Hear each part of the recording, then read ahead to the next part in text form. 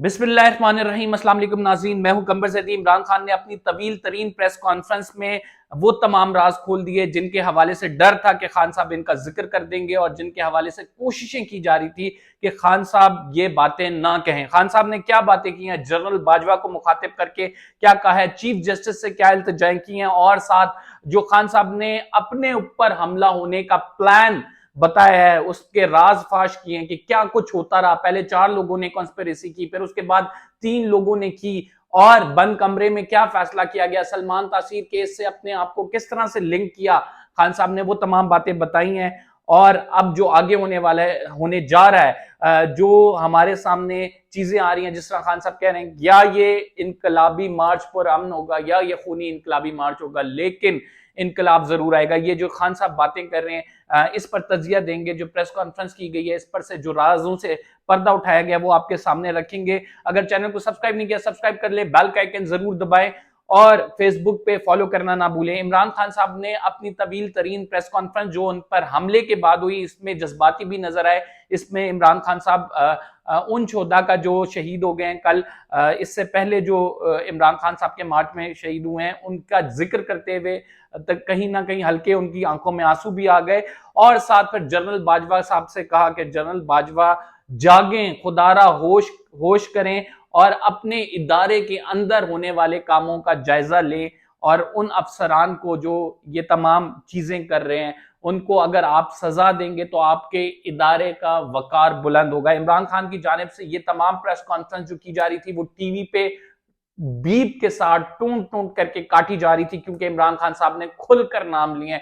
इमरान खान साहब ने बगैर डरे ये प्रेस कॉन्फ्रेंस की और खान साहब ये समझते हैं कि जो ये एक नई जिंदगी मिली है उनको, इसमें वो तमाम चीजें खोल के रखेंगे, तमाम चीजें बताएंगे और फिर आगे आवाम ने फैसला करना है वो किस तरफ जाती है। देखें, इस प्रेस कॉन्फ्रेंस के हवाले से सबसे पहली बात जो खान साहब ने कहा है कि 4 बंदों ने बंद कमरे में उनकी असैसिनेशन का प्लान बनाया और इस प्लान को वो 15 सितंबर वाले जो जलसा है उसमें रिवील कर चुके हैं। उसके बाद उन्होंने कहा ये 4 लोग और हैं, 3 लोग और हैं, जिन 3 के नाम लिए हैं ये और हैं और इन 3 के हवाले से कहा गया है कि इन्होंने साजिश की। और इमरान खान साहब कहते हैं कि इसमें जो फौजी अफसर हैं वो बाद में शामिल हुए, पहले ये प्लान शहबाज शरीफ और राना सनाउल्लाह का था, मुतालबा किया गया जब तक ये ओहदों पे अपने रहेंगे तहकीकात साफ और शफाफ तरीके से नहीं होंगी।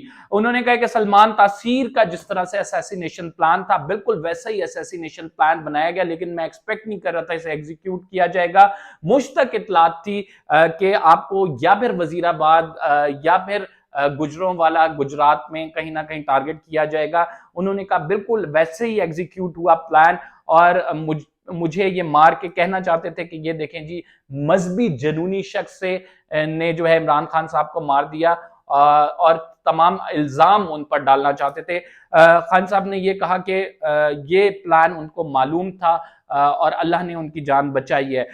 उन्होंने इस हवाले से कहा कि अब जो इनकलाब आएगा वो या तो पुरअमन होगा या खूनी इनकलाब होगा, लेकिन इनकलाब जरूर आएगा। पूरी तारीख रखी उन्होंने तवील तरीन प्रेस कॉन्फ्रेंस में कि क्या कुछ उनके साथ होता रहा, इस 6 महीनों में क्या कुछ हुआ और उसके बाद फिर जनरल बाजवा से इस्तदा की कि वो एक्शन लें, बिकॉज जो कुछ चीजें हो रही हैं वो पाकिस्तान के लिए खतरनाक है। उन्होंने बड़ी सेंसिटिव बात की जब वो ये कहते नजर आए कि ईस्ट पाकिस्तान, हम अगर बांग्लादेश की बात करें तो हमने इस वजह से ही खोया था कि अवाम की राय का एहतराम नहीं किया गया था।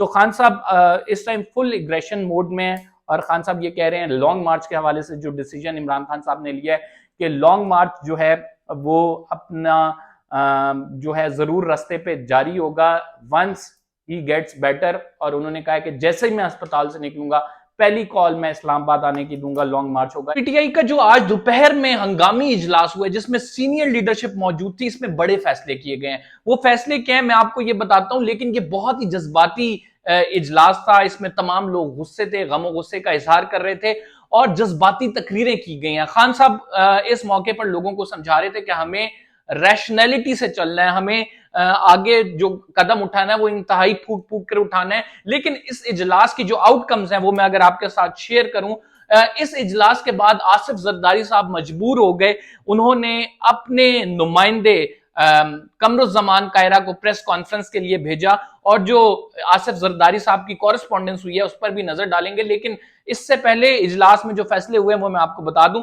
आईजी साहब की कारकर्दगी, आईजी पंजाब की कारकर्दगी पर अदम इत्मीनान का इजहार किया गया है। देखें, आईजी अभी पीटीआई की हुकूमत है, वहां पे आईजी, सूबे का आईजी बड़ी अहमियत रखता है, लेकिन इमरान खान साहब समझते हैं कि इस तमाम मामले में आईजी का रोल इंतहाई, आप कह सकते हैं ना, डूबियस हो गया है, क्योंकि जिस तरह से तहकीकात होनी चाहिए थी उस तरह से तहकीकात इमरान खान साहब वाले मामले की नहीं की जा रही।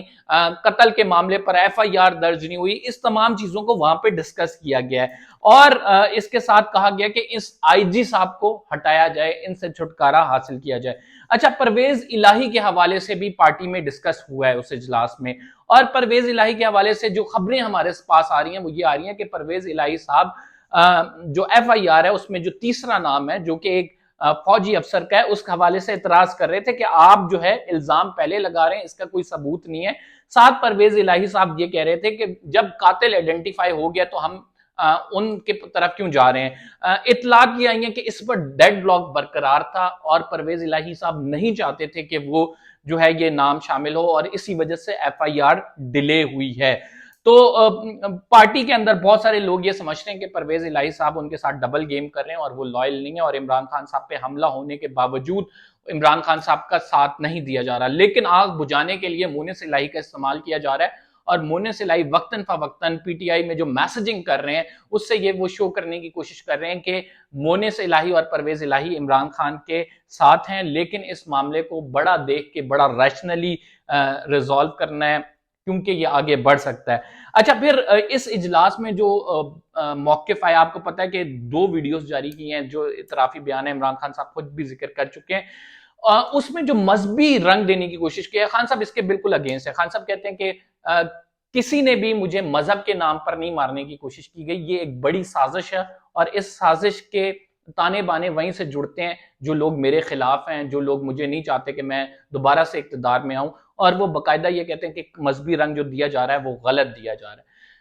आज़ादी मार्च के हवाले से खान साहब पहले ही आप लोगों को बता चुके हैं, और आज़ादी मार्च की ये जो खान साहब की हकीकी आज़ादी की तहरीक है ये किसी तौर भी रुकने नहीं वाली। इसी वजह से हम ये देख रहे हैं हालात मुल्क के मजीद खराब से खराब तर होते जा रहे हैं। इन हालात की संगीनी को देखते हुए आसिफ जरदारी साहब मुतहर्रिक हो गए। आसिफ जरदारी साहब ने जब पता लगा कि आज जिस तरह से हालात बन रहे थे, जलाओ घिराओ, गवर्नर राज के गेट को आग लग गई, जिस तरह से शेलिंग हुई, पूरे दिन टीवी पे मनाजर चलते रहे, जुम्मे के बाद से यह एहतजाज शुरू हुआ, फिर इमरान खान साहब की स्टेटमेंट, फिर डीजीसी को एफआईआर के लिए नामजद करना, फिर जीएचक्यू में मीटिंग्स, इन सब के बाद आसिफ जरदारी साहब मुतहर्रिक होकर उन्होंने अपने पार्टी के सीनियर रहनुमाओं को हदायत जारी किए। क्या हदायत जारी किए? आसिफ जरदारी ने कमरुज़्ज़मान कायरा को आगे भेजा, और कमरुज़्ज़मान कायरा ने आके एक प्रेस कॉन्फ्रेंस की, जिस प्रेस कॉन्फ्रेंस में कमरुज़्ज़मान कायरा इमरान खान साहब से इल्तिजा करते नजर आ रहे हैं कि आप इतने जज्बाती ना हो, हमें मालूम है कि आप पर हमला हुआ है, लेकिन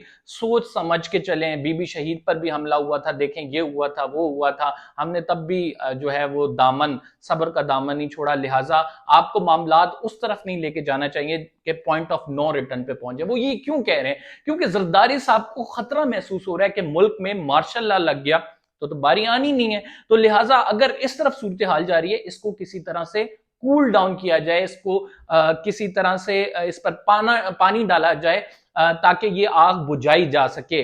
और यही वजह है कि अभी तक जो डेडलॉक बरकरार है, खान साहब ने शराइत रखी हुई थी। जरदारी साहब अब ये कहते हैं, मैसेजिंग जो की गई है कमरुज़्ज़मान कायरा साहब के थ्रू, वो कहते हैं कि आप मुज़ाकरात की मेज पर आकर बैठे, हम मुज़ाकरात करते हैं, लेकिन किसी शराइत के साथ ना आए, हम अनकंडीशनल मुज़ाकरात करेंगे। वो फिर भारत का हवाला दे रहे थे कि देखें, जब हम भारत से बात करते हैं कि हम कहते हैं अनकंडीशनल टॉक्स होनी चाहिए, उसमें कोई कंडीशंस नहीं रखनी चाहिए, तो लिहाजा आप हमारे साथ आगे बैठे, हम आपके मामलात रिजॉल्व कराते हैं। यानी जरदारी साहब को भिनक हो गई है कि कहीं ना कहीं मामलात इतने खराब जरूर हो गए हैं कि मुल्क में इसका नतीजा मार्शल लॉ की तरफ निकल सकता है, लिहाजा वो मुतहरिक हो गए हैं। ओवरऑल जो सिचुएशन है मुल्क की, आपको पता है, इंतहाई तशवीशनाक है, और हम एक नहीं बार बार कह चुके हैं कि इसका नुकसान जो है वो आम पब्लिक को हो रहा है, वो आम लोगों को हो रहा है, मुझे और आपको हो रहा है। लेकिन अनफॉर्चुनेटली ना ही इदारे समझने को तैयार है, ना ही हमारी पॉलिटिकल पार्टीज समझने को तैयार है।